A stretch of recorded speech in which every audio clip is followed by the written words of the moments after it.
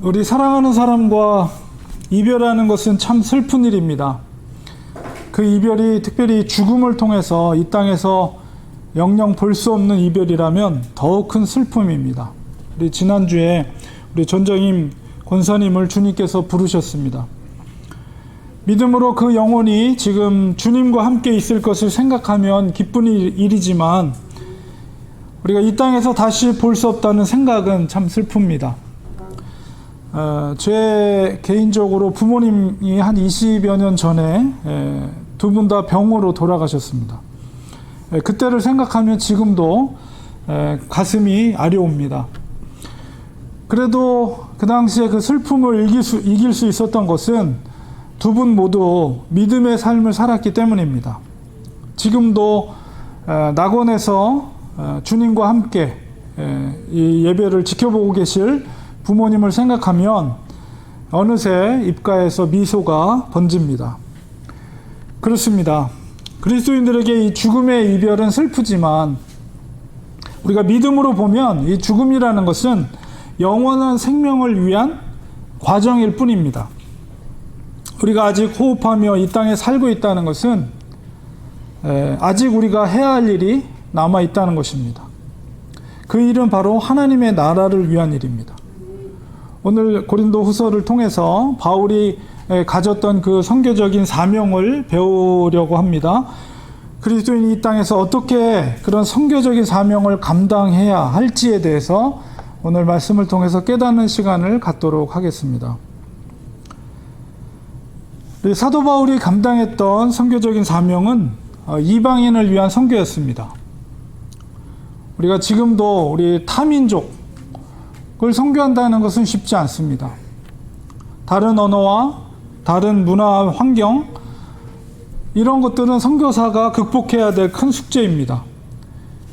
사도 바울도 비록 언어에 능통하고 또 헬라권 문화에서 자라났기 때문에 그런 성장 배경은 이방인 선교에 큰 도움이 되었을 것입니다. 그러나 그것뿐만 아니라 그 당시의 선교는 도보로 다녀야 하는 선교였기 때문에 오늘날과는 비교할 수 없는 많은 어려움들이 사도 바울에게는 있었습니다. 가는 곳마다 먹을 것과 또 잠을 자야 할 곳을 구해야 했고 험한 산길 혹은 뱃길을 건너야 했습니다. 그리고 곳곳마다 그 새로운 믿음, 신앙의 복음을 전하는 때 그것에 대해서 반감을 갖고 있는 많은 사람들이 있었습니다. 사실 그런 여행의 고단함보다도 어려움보다도 사람들로 인해서 받는 그 핍박의 고통이 더욱 컸을 것입니다.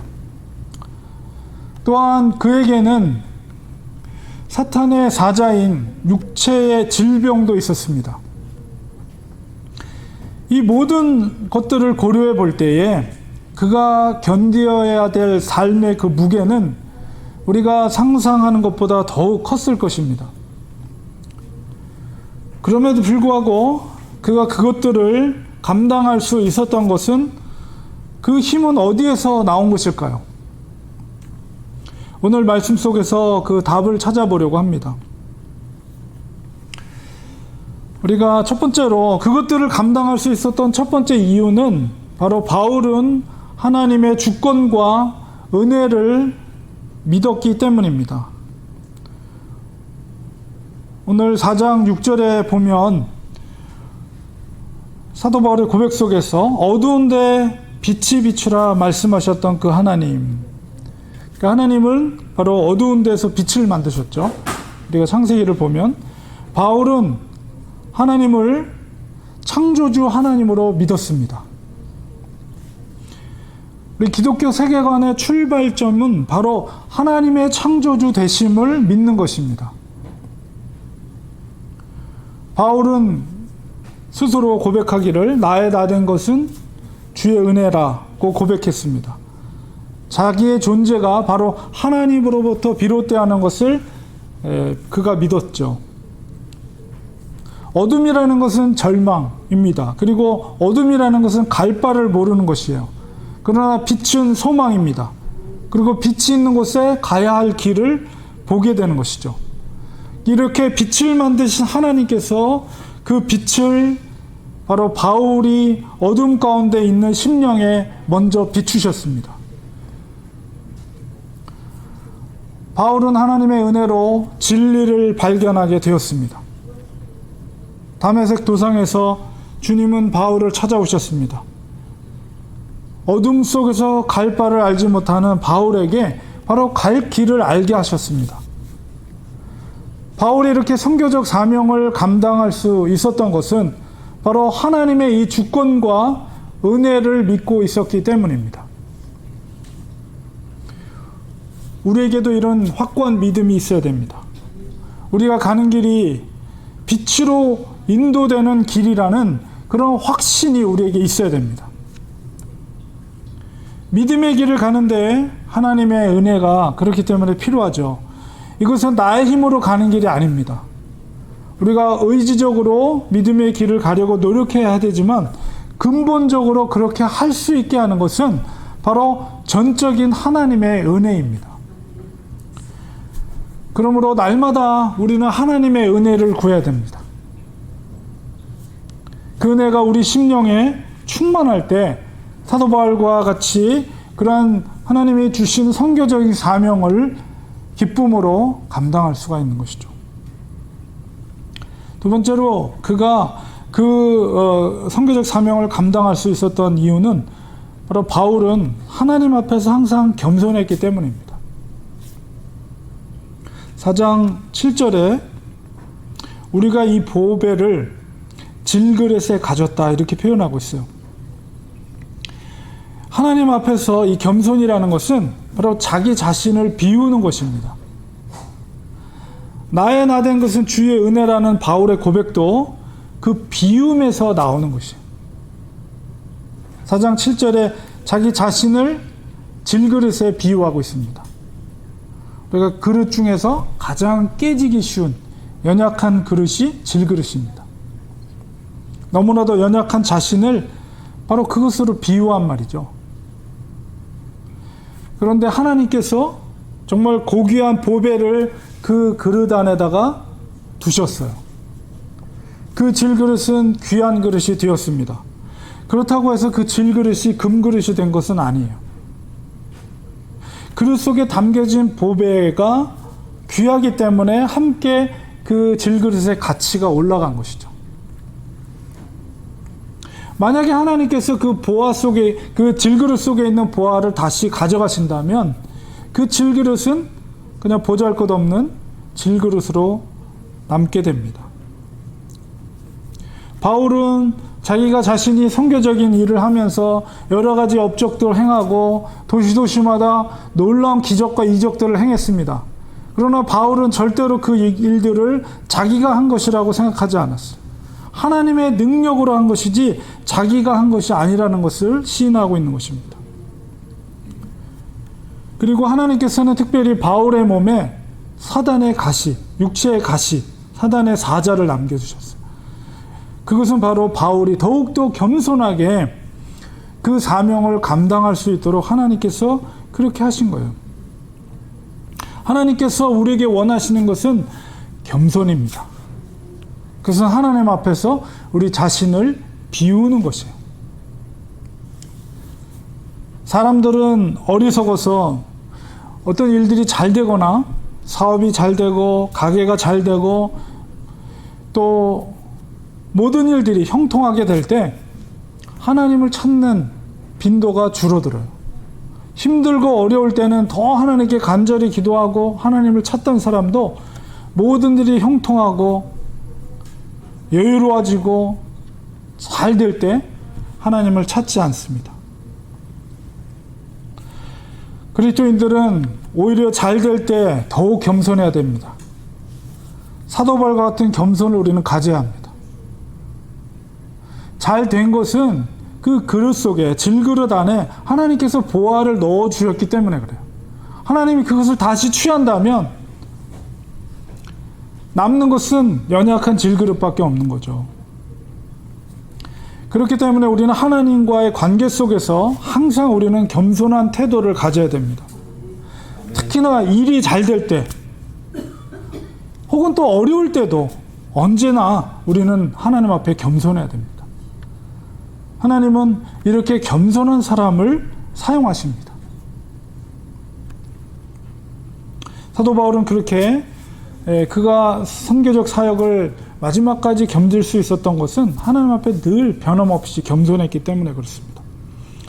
세 번째로 그가 그 사역을 잘 감당할 수 있었던 이유는 바울은 바로 예수의 생명이 자기 속에 있음을 믿었습니다. 바울은 선교 여행을 하면서 수많은 어려움을 경험했어요. 그가 경험했던 고난을 우리 고린도후서 11장에 보면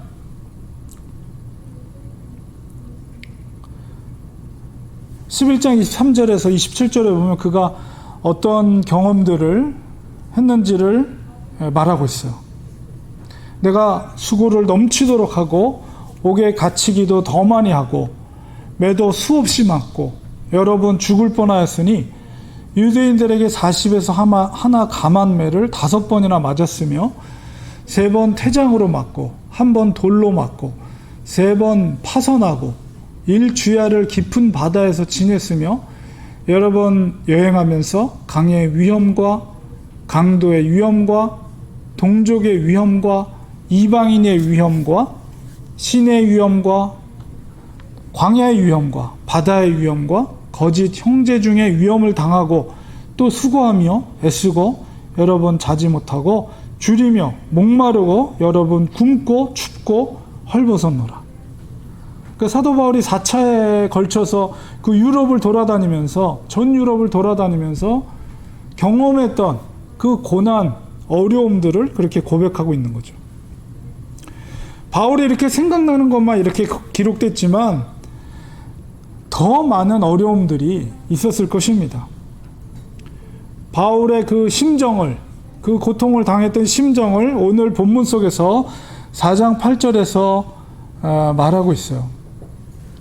우리가 사방으로 우겨쌈을 당하여도 쌓이지 아니하며 답답한 일을 당하여도 낙심하지 아니하며 박해를 받아도 버림받지 아니하며 거꾸러뜨림을 당하여도 망하지 아니하고. 그 바울의 심정, 그 많은 어려움 속에서도 바울의 심정은 이 수많은 고난을 경험하면서도 이것을 감당할 수 있었던 것은, 그것을 이길 수 있었던 것은 바울 안에 예수의 생명이 있었기 때문입니다. 다시 말해서 예수님께서 그 고난의 여정 가운데 함께 하셨고 고난의 순간 속에서 그 능력을 예수님께서 주셨기 때문에 감당할 수 있었다라고 고백하는 거죠.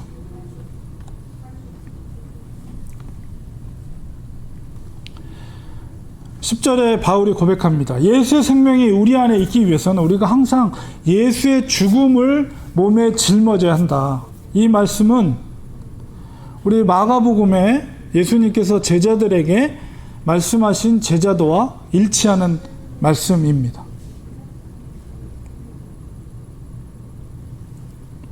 마가복음 8장 34절에 보면 누구든지 나를 따라오려거든 자기를 부인하고 자기 십자가를 지고 나를 따를 것이니라. 누구든지 자기 목숨을 구원하고자 하며 잃을 것이요 누구든지 나와 복음을 위하여 자기 목숨을 잃으면 구원하리라.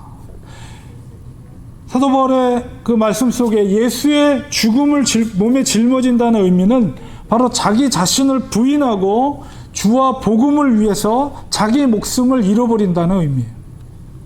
그럴 때 예수의 능력이 그 안에 충만하게 되는 것입니다. 예수님께서 그런 자들과 동행하시며 그들과 일하십니다. 예수님의 능력이 그 선교사역 가운데 임합니다. 그리고 예수님의 존재가 더욱더 분명하게 그 사역 가운데 증거가 되는 것이요. 주님의 말씀이 삶 속에 선명하게 드러납니다. 선교적 사명을 잘 감당하게 됩니다.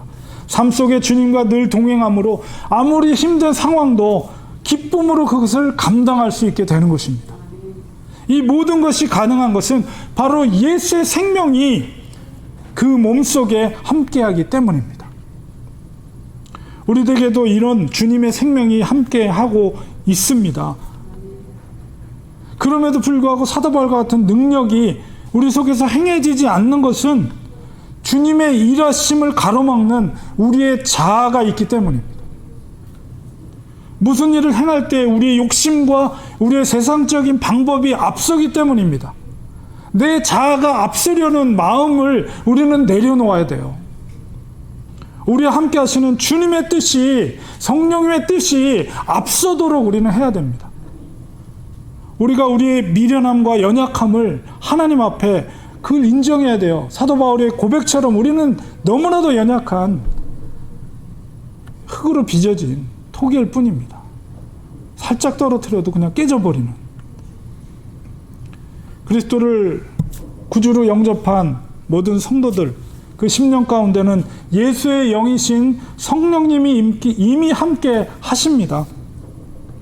성령님이 앞서 행하실 때 주의 능력이 우리 삶 가운데 나타날 줄 믿습니다. 우리 속에 예수의 영이 살아날 때, 그 역사될 때 우리의 인생은 더욱 의미가, 가치가 있는 인생이 되는 것입니다. 그 속에 진정한 보람을 느끼게 되는 거예요. 우리가 어떤 물질적인 수입이 많아진다고 해서 우리의 이 영혼의 보람이 느껴지는 게 아니에요. 우리 속에 예수의 영이 꿈틀거리고 예수님이 우리 속에서 일하시면서 우리를 통해서 복음이, 하나님 나라가 확장될 때 그 삶이야말로 진정한 보람을 느끼게 되는 것입니다. 우리가 아직 이 땅에 살아있다는 것은 우리가 주를 위해 해야 할 사명이 있는 것이에요. 이 사명을 잘 감당하려면 바로 예수의 생명이 우리 속에서 항상 꿈틀거려야 합니다. 강력한 주님의 살아계심이 우리 속에서 체험되어야 돼요. 날마다 주님이 나와 함께 하십니다. 그것이 저는 느껴지고 체험되어집니다. 날마다 이런 고백이 있어야 돼요. 우리 앞서 행하시는 주님의 손길이 우리 속에, 우리 삶 가운데 체험되어야 됩니다. 선교는 우리의 선교가 아니에요. 교회가 선교를 하는 게 아니에요. 선교는 1차적으로 하나님의 선교입니다. 하나님이 주도적으로 하시는 거예요. 주님이 일하실 수 있도록 우리는 비워지고 낮아지고 그 주님의 사역에 우리가 동참되어야 됩니다. 결론을 맺겠습니다. 사도 바울은 그의 마음을 고린도후서 4장 16절에 이렇게 표현합니다.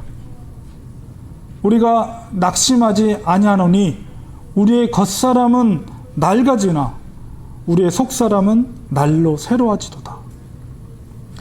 바울도 인간적으로 왜 섭섭한 일이 없었겠습니까? 인간적으로 낙담되는 일이 왜 없었겠어요? 예수님도 사랑하는 제자에게 배신을 당했죠. 그 아픔이 얼마나 컸겠어요.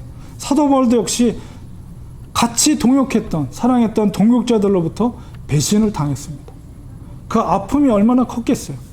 그런 아픔 속에서도 바울은 말씀을 의지하며 고백하는 거죠. 우리가 낙심하지 아니한다. 처음에는 힘들고 아팠지만 그 말씀을 의지해서 다시 이겨낸다는 것입니다. 우리도 믿음으로 낙담되는 일들로부터 바로 이겨내야 돼요. 세월이 흘러가면 우리의 육신은 약해지죠.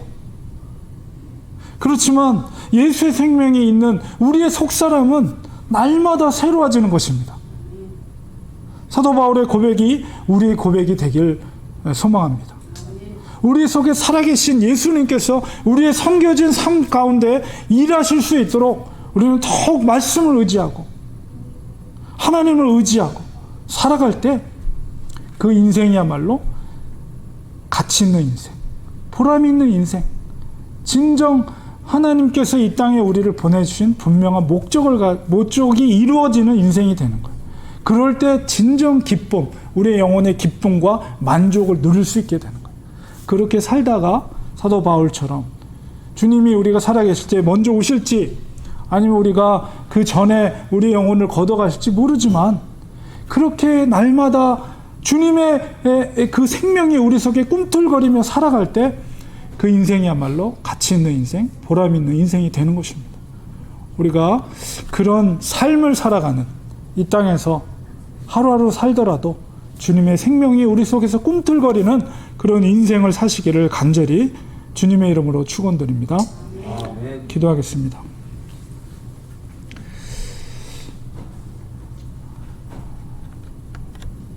사도 바울의 삶은 고난과 핍박과 정말 어려움 가운데 있었지만 그 속에 예수님의 생명이 날마다 꿈틀거렸습니다.